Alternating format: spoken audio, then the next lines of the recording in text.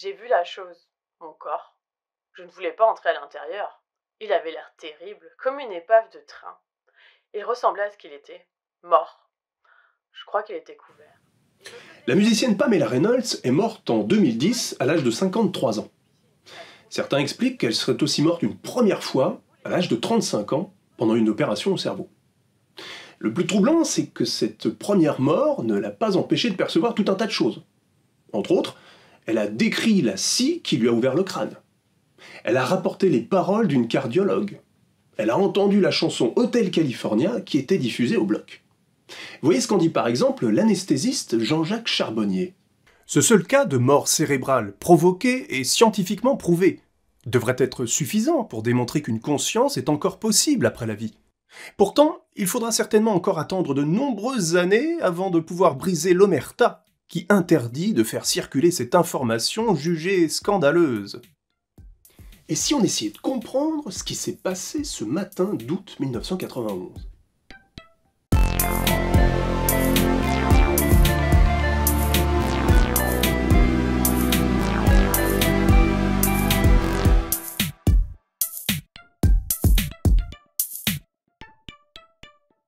Le cas Pamela Reynolds est souvent mis en avant pour nourrir l'idée qu'une partie immatérielle survivrait à notre corps physique.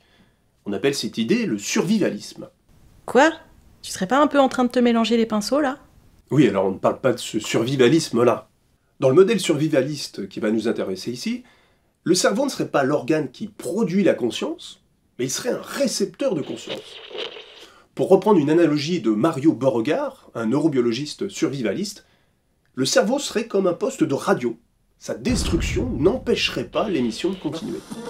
Dans le cas de Pamela Reynolds, ce serait sa partie immatérielle qui aurait vu et entendu ce qu'elle a ensuite rapporté, y compris sa rencontre avec des proches décédés.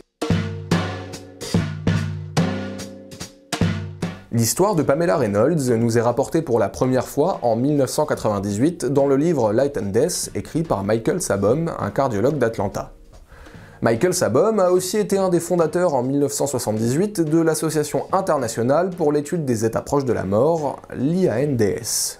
Pour l'écriture de son livre, il a interviewé 160 patients qui ont vécu une expérience de mort imminente. Le cas le plus célèbre, celui de Pamela Reynolds, nous est présenté dans les chapitres 3 et 10. Michael Sabom a été tellement impressionné par son histoire que désormais, il ne parlerait plus d'expérience de mort imminente, mais d'expérience après la mort. Tout commence à Atlanta en 1991.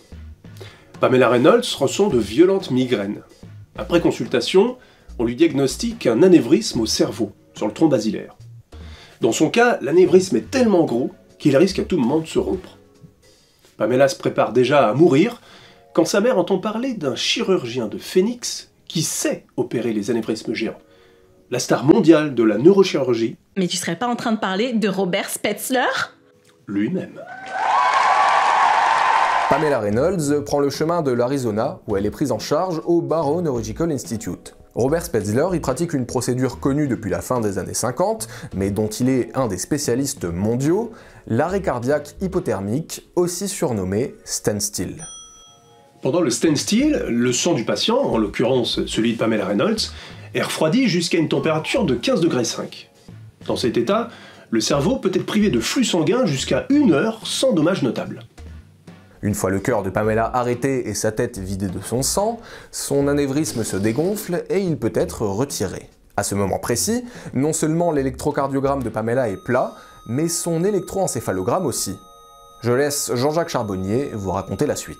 Pourtant, en dépit de toute logique, Pamela Reynolds raconta à son réveil l'intégralité du déroulement de son intervention. Elle put décrire sans erreur les instruments utilisés, les différents temps opératoires, la conversation du chirurgien avec le cardiologue venu assister à son intervention. Et tout cela alors que son cerveau ne fonctionnait plus. Pamela a entendu avec autre chose que ses oreilles. Elle a vu avec autre chose que ses yeux. Elle a intégré et compris la situation dans laquelle elle se trouvait avec autre chose que son cerveau. Oui, mais voilà, c'est bien la question. Avec quoi ? Comment ? Avant de répondre à ces questions, on va d'abord suivre les conseils de ce bon vieux Bernard. Assurons-nous bien du fait avant que de nous inquiéter de la cause. Nous éviterons le ridicule d'avoir trouvé la cause de ce qui n'est point. Dans le témoignage de Pamela Reynolds, certains éléments sont invérifiables. Par exemple, sa rencontre avec des proches décédés, comme sa grand-mère ou cet oncle qui l'aurait finalement poussé à revenir dans son corps. En revanche, Pamela Reynolds rapporte un certain nombre de perceptions auditives et visuelles qui, elles, sont vérifiables. Et soyons clairs, non seulement elles sont vérifiables, mais même en bonne partie vérifiées. Je trouve le cas de Pamela fascinant, mais je ne peux pas l'expliquer. Mais que Robert Spetzler ne puisse pas l'expliquer ne veut pas dire qu'il soit inexplicable. Commençons par nous pencher sur la chronologie de l'opération. Le livre de Michael Sabom nous fournit un certain nombre d'indications sur la chronologie de l'opération. Elle se base sur le rapport d'opération de Robert Spetzler et celui du docteur Murray, la cardiologue qui l'a assisté. Voilà ce qu'on apprend. À 7h15, Pamela Reynolds entre au bloc réveillée.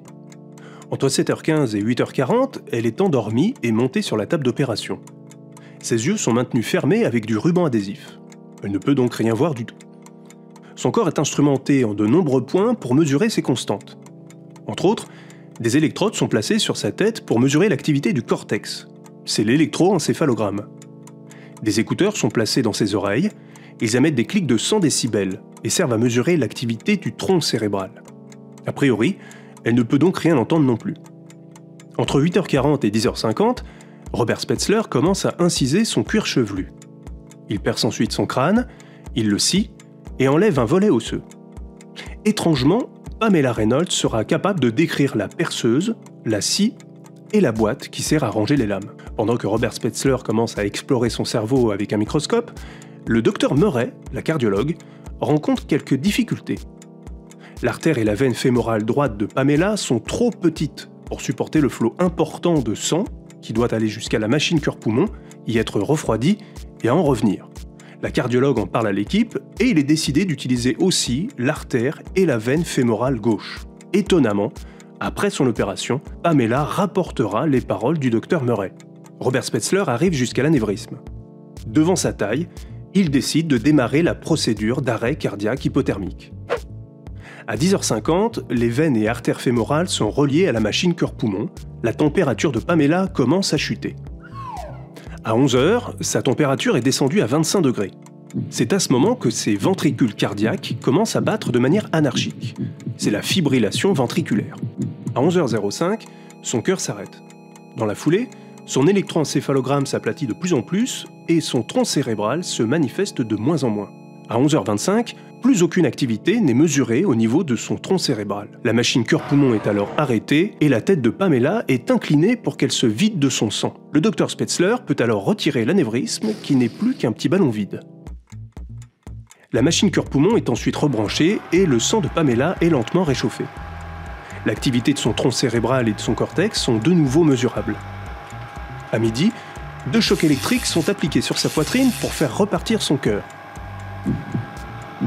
À 12h32, la machine cœur-poumon est définitivement éteinte, le corps de Pamela est désinstrumenté et ses plaies sont recousues. C'est à ce moment que la chanson des Eagles, Hotel California, est diffusée au bloc. La fameuse chanson que Pamela dit avoir entendue. Finalement, à 14h10, elle est placée en salle de réanimation. C'est la fin de son intervention.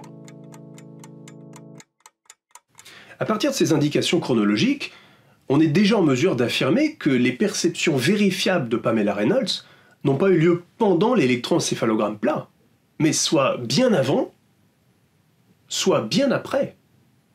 Rien ne permet donc d'affirmer que Pamela Reynolds a vu et entendu des choses malgré un cerveau défaillant, puisqu'il fonctionnait bien au moment des perceptions. Je veux bien, mais ça change pas le fait que Pamela était sous anesthésie générale. Par définition, elle était donc inconsciente.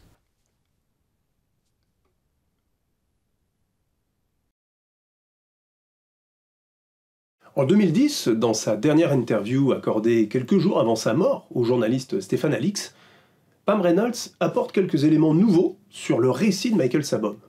Entre autres, elle décrit la gêne de l'équipe à l'hôpital. Je pensais que j'avais eu des hallucinations, et quand j'en parlais avec ma famille et mon mari, nous en plaisantions. Ça faisait rire tout le monde, à l'exception des infirmières, du médecin, de l'anesthésiste et des neurophysiologistes. Ils ne semblaient pas trouver ça drôle et ils osaient à peine me regarder.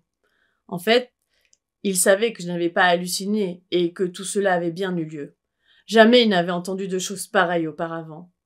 J'ai pensé que c'était mon imagination et que j'avais rêvé, mais ils m'ont répondu que ce n'était pas le cas et que ce que j'avais vu s'était réellement passé. Comment expliquer le malaise de l'équipe? Peut-être que par dogmatisme, ils ne voulaient pas avouer que Pam Reynolds ait pu vivre une expérience paranormale? À moins qu'ils aient eu peur de reconnaître qu'elle ait pu se réveiller pendant son opération. Dans un article de 2002, l'anesthésiste Pete Spitelli ironise sur le fait que la conscience pendant l'anesthésie est aussi vieille que l'anesthésie elle-même. De son côté, l'anesthésiste Valérie Billard rappelle qu'un réveil péropératoire peut être une expérience douloureuse, qui peut aller jusqu'au syndrome de détresse post-traumatique. L'équipe de Spetzler craignait peut-être même que Pamela Reynolds entreprenne une action en justice. Bon déjà, l'anesthésie ça consiste en quoi? Lors d'une anesthésie générale, l'anesthésiste administre non pas un produit, mais 2 voire 3 types de produits. Des hypnotiques pour endormir le patient, et qui provoquent aussi l'amnésie, des antalgiques pour neutraliser la douleur, et éventuellement des curares qui entraînent un relâchement de la plupart des muscles, à l'exception entre autres du cœur. Si le dosage d'un ou de plusieurs de ces types de produits est insuffisant, ça peut avoir des conséquences fâcheuses. Mais justement, si on se faisait un petit jeu pour bien comprendre. Dans les 4 situations hypothétiques suivantes, essayez donc de trouver ce qui a été sous-dosé, les antalgiques, les hypnotiques ou les curares. Faites votre choix sur votre manette et vous qui nous suivez sur l'application J'hallucine de ouf. Première situation, la personne ne ressent pas la douleur, mais elle est consciente et elle peut bouger. Quel est le problème? Alors, vous l'avez sans doute deviné, la personne a reçu suffisamment d'antalgiques, mais pas assez d'hypnotiques et pas assez de curares. Deuxième situation, la personne ressent la douleur, elle est consciente et elle peut bouger. Aïe! Mais ça va pas ou quoi? Mais c'est quoi ce truc? Bon, là les choses sont simples, le patient n'a rien reçu en dose suffisante. Troisième situation que je ne souhaite à personne. Le patient est conscient, il ressent la douleur, mais ne peut pas bouger.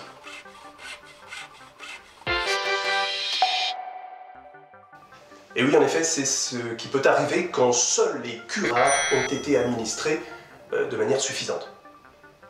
Terminons ce petit jeu avec une situation un peu moins moche, et celle qu'a probablement rencontrée Pamela Reynolds. La personne est consciente, elle ne peut pas bouger et ne ressent pas la douleur. En effet, Pamela semble n'avoir ni souffert ni bougé, mais elle a rapporté des éléments qui ont bien eu lieu pendant l'opération.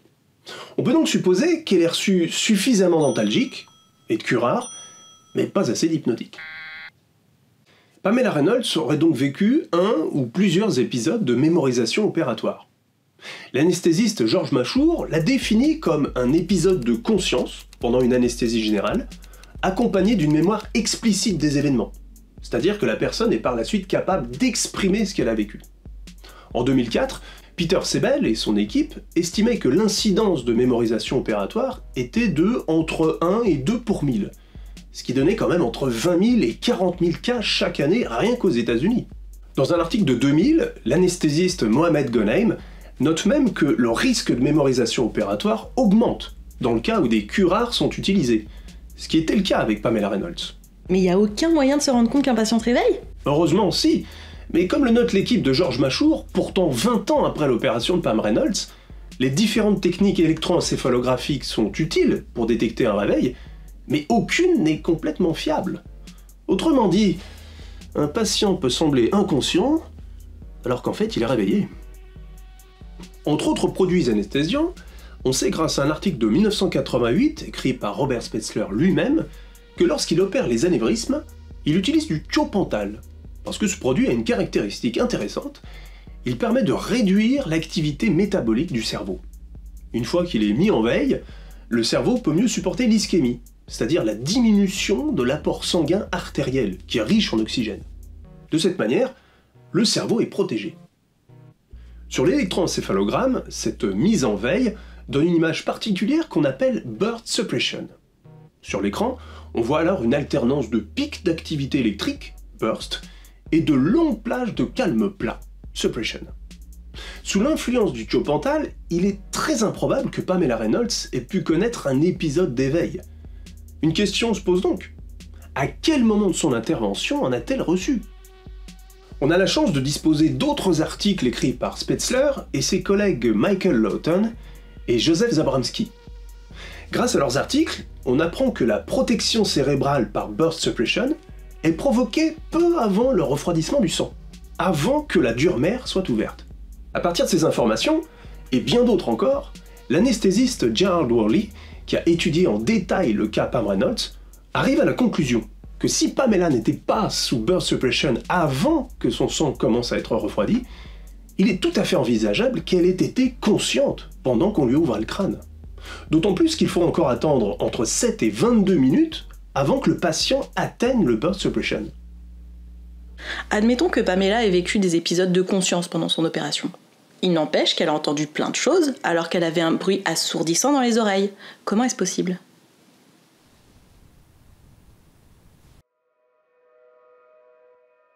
Michael Sabom se débarrasse très vite de l'idée que Pamela Reynolds ait pu entendre avec ses oreilles. Au début de la procédure, des écouteurs moulés obstruent les conduits auditifs et éliminent complètement la possibilité d'audition physique. Mais avant de faire l'hypothèse que Pamela ait pu entendre sans ses oreilles, il est plus prudent de d'abord faire avec ce qu'on sait, à savoir que le son est un phénomène vibratoire transmis à la cochlée où il est traduit en influx nerveux avant de partir vers le cerveau. Après, si cette idée ne suffit pas, il sera toujours temps de passer à d'autres hypothèses. Cette prudence est ce qu'on appelle le principe de parcimonie d'hypothèse, qu'on appelle aussi le rasoir d'Occam, en référence au philosophe Guillaume d'Occam. Voyons ça de plus près. Pamela Reynolds a relaté 4 perceptions auditives à proprement parler. Commençons par la dernière, celle qu'elle a eue à la fin de son opération, au moment où ses plaies étaient recousues. Quand je suis revenue, il passait Hotel California. Et la chanson en était à You can check out anytime you like. That you can never leave. On sait d'après le récit de Michael Sabom qu'au moment où les Eagles s'étaient diffusés au bloc, le corps de Pamela était désinstrumenté. Elle n'avait donc plus d'écouteurs dans les oreilles. Comme son corps était réchauffé, il n'y avait plus de raison de vérifier que son tronc cérébral répondait bien. Et si on ajoute à ça la chute des effets des différents produits anesthésiants, il est très probable que Pam Reynolds ait été consciente pendant la chanson. Penchons-nous maintenant sur les 2 premières perceptions qu'elle a rapportées. Elles se sont enchaînées au moment où Robert Spetzler a commencé à lui percer le crâne. La chose suivante dont je me souvienne est le son. C'était un ré. Alors que j'écoutais le son, j'ai senti que ça me tirait hors de moi par le haut de ma tête. J'ai entendu la scie se lever. Je ne les ai pas vus l'utiliser sur ma tête, mais je pense l'avoir entendu être utilisée sur quelque chose. Elle bourdonnait à une hauteur relativement élevée, et puis tout d'un coup, elle a fait bzzz, comme ça. Quand son crâne est percé puis scié, le bruit est conduit dans l'air, et pas seulement. Il est aussi conduit par son crâne directement jusqu'à sa cochlée, sans avoir besoin de passer par ses tympans. On appelle ce phénomène la conduction osseuse. Pour l'instant, les clics de 100 décibels ne sont donc toujours pas un obstacle. Par contre, pour la perception suivante, il va falloir trouver mieux que la conduction osseuse. Quelqu'un a dit quelque chose à propos de mes veines et de mes artères qui étaient trop petites. Je crois que c'était une voix de femme et que c'était le docteur Murray, mais je n'en suis pas sûre. Pour entendre le docteur Murray, Pamela avait besoin de ses tympans. Dans son article de 1988, Robert Spetzler nous détaille quelques caractéristiques sur les sons qui sont diffusés dans les oreilles des patients. Et il est bien question de clics d'un niveau sonore de 90 à 100 décibels. C'est beaucoup. 100 décibels, c'est quand même l'équivalent d'un marteau-piqueur, d'une moto à 2 mètres, ou de musique dans les oreilles à pleine puissance. Pourtant, on va voir qu'il n'y a pas besoin d'avoir des facultés paranormales pour quand même entendre autre chose que ce joyeux tintamarre. Mais pour ça, il va d'abord falloir arrêter de comparer nos clics à un son continu. La première chose à remarquer, c'est que chaque clic ne dure que 100 microsecondes, à raison de 11 clics par seconde. Pour vous donner un ordre d'idée, ça donne ça. On est loin du bruit continu d'une moto. Ça laisse du temps pour entendre autre chose. Surtout que le protocole Spetzler de 88 ne prévoit la diffusion de ces clics que dans une oreille. L'autre oreille est masquée. Quoi ? Le neurologue Peter Ronzent, qui a participé à l'écriture de l'article de Spetzler de 88, a décrit les caractéristiques de ce masque dès 1982. Il consiste en la diffusion d'un bruit blanc de seulement 40 décibels, c'est-à-dire le niveau sonore d'une discussion calme. Le récit de Michael Sabom est donc trompeur quand il affirme que des clics de 100 décibels étaient émis dans ses oreilles. Cela dit, une donnée nous manque, et une donnée de taille. On ne sait pas jusqu'à quel point les écouteurs pouvaient étouffer les sons extérieurs. On sait par le récit de Sabom et par l'article de Spetzler de 88 qu'ils étaient moulés, mais rien de plus. En l'absence de données, et avant d'imaginer que Pamela ait pu entendre de manière paranormale, on va réutiliser ce bon vieux rasoir d'Occam et privilégier l'hypothèse la moins coûteuse. Les écouteurs n'étouffaient peut-être pas totalement les sons extérieurs. Pour en terminer avec les oreilles de Pamela, on peut s'étonner que nulle part dans le récit de Michael Sabom, elle ne parle de ces fameux clics. Pour certains, c'est encore un signe que ce qu'elle a entendu, elle l'a entendu en étant hors de son corps. À moins qu'elle se soit habituée aux clics et qu'elle n'y ait plus fait attention. Comme on s'habitue au bruit du moteur dans une voiture. Bon, alors admettons que Pamela Reynolds ait pu se réveiller pendant son opération et entendre des choses. Tu vas quand même pas me dire qu'elle a aussi pu voir à travers ses yeux bandés.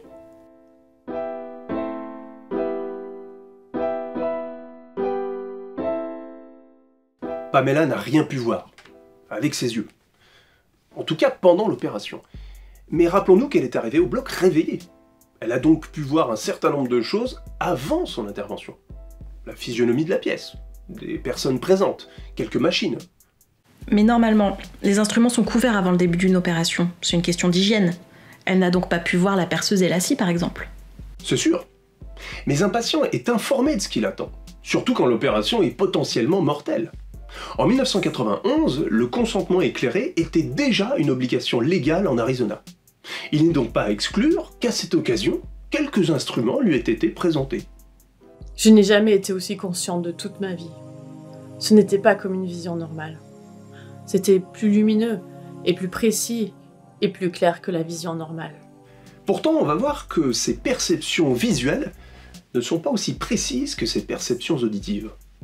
Concentrons-nous tout de suite sur les plus troublantes. Par exemple, la description de la Midas Rex, l'appareil dont s'est servi Robert Spetzler pour percer et scier son crâne. La scie dont je détestais le son ressemblait à une brosse à dents électrique, et elle était entaillée. Une rainure en haut où la scie semblait entrer dans la poignée, mais ce n'était pas le cas. Au premier abord, une description aussi précise et bluffante. Pourtant, à y regarder de plus près, et malgré la vision plus claire de Pamela, cette description est un peu déroutante, pour reprendre le mot de Michael Sabom lui-même. Vue de côté, l'extrémité de la scie à os a un bord en surplomb qui ressemble un peu à une rainure. Cependant, il n'était pas situé là où la scie semblait entrer dans la poignée, mais à l'autre extrémité. Oui, enfin c'est vrai que la scie ressemble un petit peu à une brosse à dents quand même. Oui, et du coup, il est logique de conclure qu'elle l'a vue. Mais si on admet qu'elle a pu entendre pendant son opération, on peut aussi envisager qu'elle n'ait fait que visualiser la Midas Rex à partir des sons qu'elle produisait. Dans son livre, Michael Sabom lui-même caresse cette idée avant de la balayer d'un revers de main. Bien sûr, la première explication est qu'elle n'a pas du tout vu la scie, mais l'a décrite à partir de sa meilleure estimation de ce à quoi elle pouvait ressembler, visuellement et auditivement. Mais ouais, Michel, rappelons-nous en plus que Pamela était musicienne. Elle avait une oreille probablement bien entraînée. Je vais vous faire écouter la douce mélodie d'une craniotomie. D'abord la perceuse, et ensuite la scie. Pour les petits voyeurs qui ont le cœur bien accroché, vous trouverez le lien en description.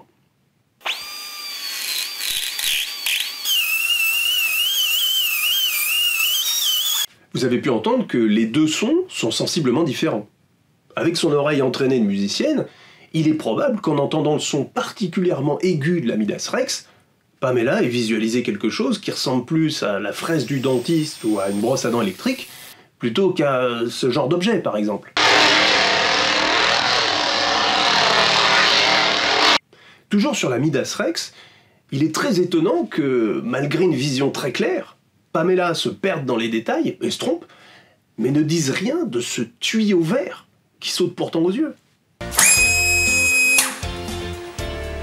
Dans l'extrait que vous voyez, ce n'est pas le modèle de 1991, mais le tuyau qui sert à conduire l'air comprimé avait bien cette couleur, comme le précise Michael Sabom. Or, même les plus anciens modèles de brosse à dents électriques avaient un fil un peu moins voyant. Comment se fait-il que Pamela n'en ait pas parlé? Peut-être parce que cet élément est exclusivement visuel et qu'elle ne l'a pas vu. Et la scie avait aussi des lames interchangeables, mais ces lames étaient dans ce qui ressemblait à un étui pour clé à douille. Ici encore, il se peut qu'elle ait visualisé la boîte à partir des sons qu'elle produisait, lorsqu'on y a pris des éléments, ou quand on les y a remis. Ça expliquerait pourquoi ici aussi, Pamela ne rapporte aucune information spécifiquement visuelle. La couleur de la boîte, la présence des trous, des éléments écrits dessus. Il n'y a donc pas de raison de penser que Pamela Reynolds ait pu voir des choses depuis un point de vue extérieur à son corps. Mais il n'empêche qu'elle a pu vivre ce qu'on appelle une expérience de sortie hors du corps. Il faudrait savoir, elle est sortie de son corps ou pas?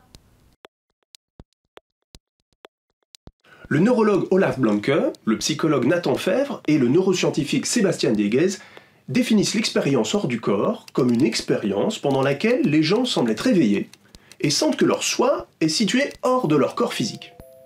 Ils rapportent avoir vu leur corps et le monde depuis un point élevé et extracorporel. Ça corrobore ce que rapporte Pam Reynolds dans son récit. Je me souviens avoir vu plusieurs choses dans la salle d'opération, en regardant vers le bas. J'étais métaphoriquement assise sur l'épaule du docteur Spezler. Les 3 chercheurs estiment que 5% des personnes en font l'expérience dans leur vie, et ce, 1 ou 2 fois.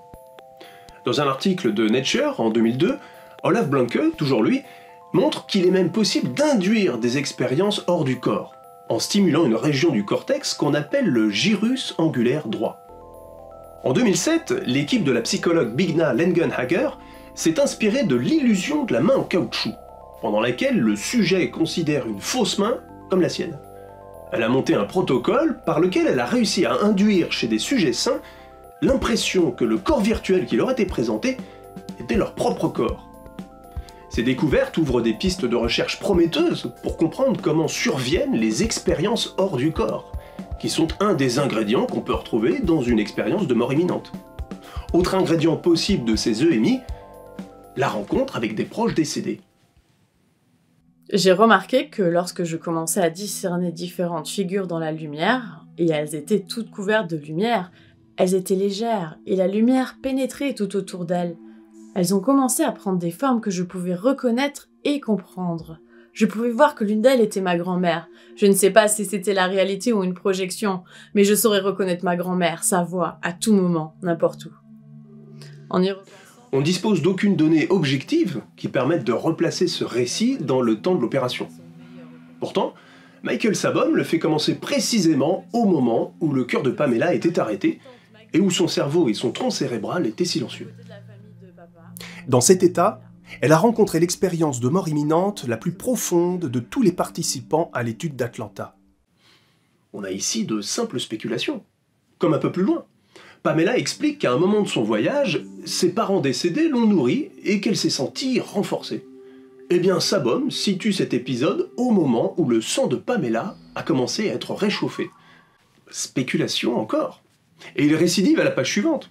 Vous vous rappelez qu'il a fallu administrer 2 décharges électriques sur la poitrine de Pamela pour faire redémarrer son cœur. Qu'à cela ne tienne, c'est ici que Sabom situe un autre épisode du récit, celui où elle explique que son oncle l'a raccompagnée jusqu'à son corps et l'y a poussée. C'était comme plonger dans une mare d'eau glacée. Ça faisait mal. Sabom introduit ce passage avec « Et Pam a commencé son retour de son expérience de mort imminente ». Il sous-entend donc que le plongeon dans l'eau glacée correspond à la décharge électrique qui a fait repartir son cœur. Spéculation, toujours. Michael Sabom affirme aussi avec assurance que Pamela a été morte pendant son opération. Alors c'est vrai que pendant plusieurs minutes, le cerveau de Pamela Reynolds, et notamment son tronc cérébral, ont cessé d'avoir une activité mesurable. Mais ça ne veut pas dire aucune activité du tout. les survivalistes mettent l'accent sur la mort en tant qu'état et beaucoup moins sur le processus qui conduit à la mort. Parce qu'on ne passe pas de vie à trépas comme on éteint la lumière. Mourir est un processus qui est réversible, en tout cas jusqu'à un certain point. En négligeant le processus, on peut arriver à la conclusion que Pam Reynolds a été morte et qu'elle est revenue à la vie alors que, au pire, elle était mourante. Et la meilleure raison de penser qu'elle n'est pas morte ce jour d'août 1991, c'est qu'elle a été ranimée. Et aussi qu'elle est morte pour de vrai le 22 mai 2010. La pauvre. À partir de 1848, on a considéré comme morte une personne dont le cœur ne bat plus. C'est l'état qu'on appelle la mort clinique, et pourtant réversible. Aujourd'hui, on la placerait plutôt par ici. Depuis les années 1960, ce qu'on considère comme la mort définitive, c'est la mort cérébrale. Elle correspond à la disparition irrémédiable de la personnalité qu'héberge le cerveau. Le neurologue Stephen Lorez rappelle qu'aucun patient déclaré en état de mort cérébrale n'a jamais repris conscience. Pamela Reynolds ne fait pas exception. Michael Sabom fait donc un abus de langage en affirmant qu'elle a été morte puis qu'elle est revenue à la vie. Quant à sa rencontre avec ses proches décédés, elle a pu avoir lieu à bien d'autres moments que pendant le standstill. Le philosophe Keith Augustine, qui a étudié le cas Pam Reynolds, envisage même que son voyage dans l'au-delà ait commencé au moment de la craniotomie. Une fois réveillée par le bruit de la perceuse, elle a pu être effrayée et vivre son expérience de mort imminente. Elle dit bien elle-même que c'est le son de la perceuse qui l'a tirée hors d'elle par le haut de sa tête. Écoutez le récit que fait Pamela Reynolds pendant sa dernière interview en 2010. J'ai entendu. Ses artères et ses veines sont trop petites.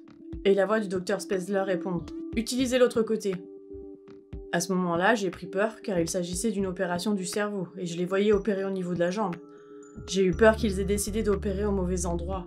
J'ai vu cet outil qui ressemble à celui qu'utilise le dentiste. Il y avait beaucoup trop de monde pour que je puisse voir ce qu'il faisait sur la jambe. Je savais juste qu'il n'opérait pas au bon endroit. Et pour vous dire la vérité, c'était terrorisant. L'hypothèse de Keith Augustine est cohérente avec les conclusions des psychiatres Glenn Gabbard et Stuart Twemlow. Dans un article de 1991 intitulé « Les expériences de mort imminente n'arrivent-elles qu'à l'approche de la mort ?», ils concluaient que le simple fait de penser qu'on est sur le point de mourir suffit à déclencher une expérience de mort imminente.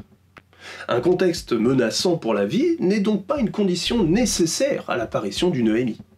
Dans un article de 2014, l'équipe de la neuropsychologue Vanessa Charland-Verville a donc la prudence de définir les expériences de mort imminente comme des événements psychologiques profonds, contenant des éléments transcendantaux et mystiques, survenant généralement lorsqu'une personne se trouve proche de la mort ou dans une situation de danger physique ou émotionnel intense. Mais soyons clairs, depuis que le philosophe Raymond Moody a popularisé les expériences de mort imminente, avec son best-seller « La vie après la vie » en 1975, de nombreuses définitions des EMI ont été formulées. Et ça complique l'étude du phénomène. On va pas détailler ici les caractéristiques de ces EMI, ni les pistes privilégiées pour les expliquer. Si vous voulez aller plus loin, je vous conseille de regarder la conférence donnée par Thomas Durand sur cette chaîne. Pendant que vous y êtes, pensez à vous abonner, à enclencher la cloche et à mettre un petit pouce bleu. Mais je veux quand même insister sur une chose. Les personnes qui ont vécu une EMI, les expérienceurs comme on les appelle, ont bien vécu quelque chose. Ils méritent des réponses. D'où l'intérêt de poursuivre des recherches qui sont encore balbutiantes, notamment sur les mécanismes neuronaux des EMI. Cela dit, comme on a pu le voir, le cas Pam Reynolds ne permet pas de donner du crédit au paradigme survivaliste. Au contraire, ce qu'on sait de la matière d'une manière générale le rend incohérent avec les faits.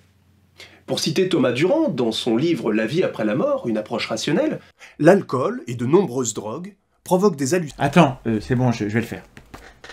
L'alcool et de nombreuses drogues provoquent des hallucinations que les sujets ne peuvent distinguer de la réalité. La destruction accidentelle de parties du cerveau produit parfois des changements radicaux dans la personnalité des patients.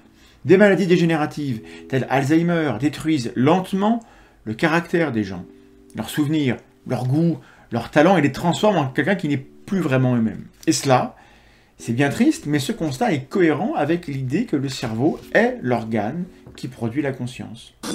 Est-ce que ça prouve qu'il n'existe rien après la mort? Bien sûr que non.